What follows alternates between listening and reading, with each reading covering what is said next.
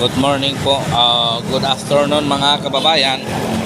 So nandito po tayo sa Talamban, Cebu City, papunta po tayo ng Banilan. So by the way mga kababayan, so magko-comment po tayo magko-comment po tayo sa kay dami-daming nagtanong bakit nag-resign si Vice President Sara na wala na kung anong dahilan. Sabi pa ng political analyst, hindi nila alam kung anong dahilan bakit nag-resign si Inday Sara. Itong political na analyst na ito, parang hindi political analyst, parang hindi pinag-aralan. Bakit hindi ka magre-resign?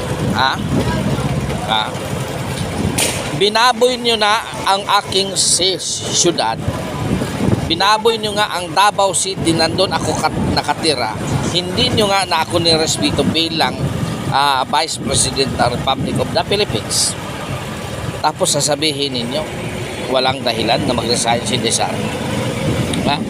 Ano bang political analyst nito mga kababayan? Ito ba ay political analyst ba ito o hindi? Kahit ordinaryong tao mga kababayan makapagsabi nito.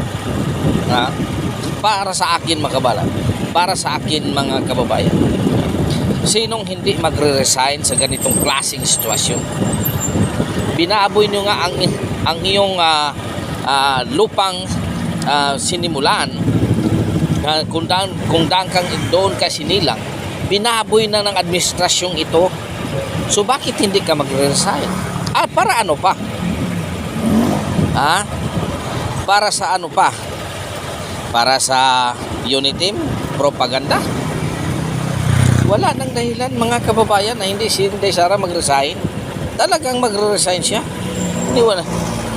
Pinadalhan nyo nga ang syudad ng Davao ng 2 batalyon para huhulihin lang itong taong to.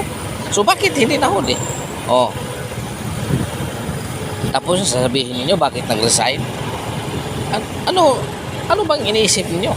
Bakit ganyan na makitid ang utak ninyo? Para kung sa akin kung sa akin yan, bakit hindi ko mag-resign? Wala kayong respeto sa akin bilang Vice President of the Republic of the Philippines. Tapos ganunin mo lang ang syudad ko. Di mag-resign tayo. Ano sabi ni Inday Sara? Ang Unitim hanggang eleksyon na lang, hanggang eleksyon lang to doon. Wala nang Unitim na nangyayari. Paano mangyayari ang Unitim na hindi naman makikinig? Mayroon ibang paano mabuo ang Unitim na iba, may iba naman silang propaganda, di ba? Kaya ganyan tayo ngayon. Kaya ganyan tayo palagi. Hindi tayo makamove on. Bakit?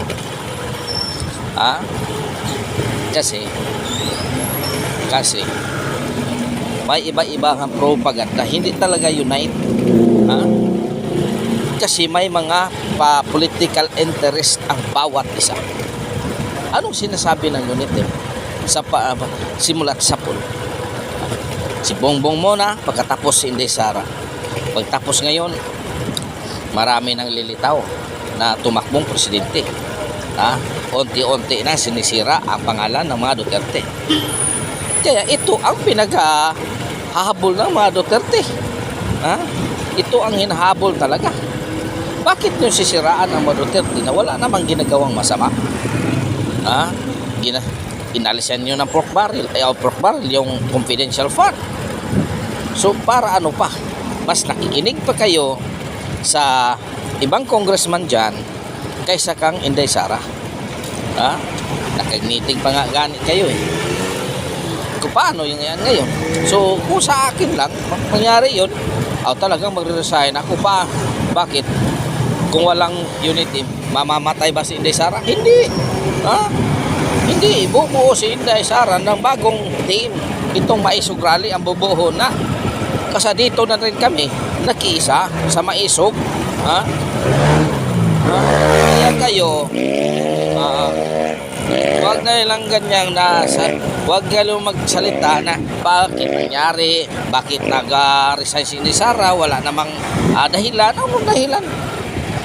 Hindi mo ba nakita ang Davao na pinadalhan 2 batalyon? Bakit pinadalhan ng 2 batalyon? Kung may respeto sila kay Sara, bakit 2 batalyon pinadala nila? Bakit hindi si 10 batalyon na lang pinadala nila? Kasi wala na silang respeto sa Vice President. Wala silang respeto. Kaya ganon, mas mabuti pa lang, umalis na lang. Mas buti pa, umalis na lang para walang gulo. Di ba? Kanya na lang. Kanya na lang. So, mga kababayan, hanggang dito na lang. Hanggang dito na lang mga kababayan. Maraming salamat sa inyong suporta. God is good all the time. God is good. Pitching kaninyong mga kababayan. Oy mga kababayan, kung hindi ka pa na-subscribe sa akin, pa-subscribe naman. Like and share ang aking video para yun lang talaga ang hihilingin ko sa iyo mga kababayan. Wala nang iba. Para madagdagan itong aking subscriber. So maraming salamat mga kababayan.